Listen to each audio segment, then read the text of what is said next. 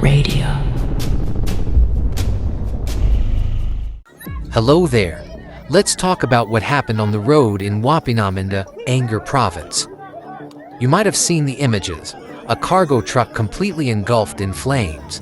It appears a serious mechanical fault sparked the blaze. But as the fire raged, something else unfolded at the edges of the chaos. With security understandably focused on the emergency, opportunistic individuals moved in. As you can see in the visuals, they quickly converged on the smoldering wreckage, aiming to scavenge what they could from the compromised container. It's a stark scene, isn't it? One moment, a roadside breakdown, the next, a frantic scramble in the smoke. Disclaimer: this video was uploaded by a user on TikTok.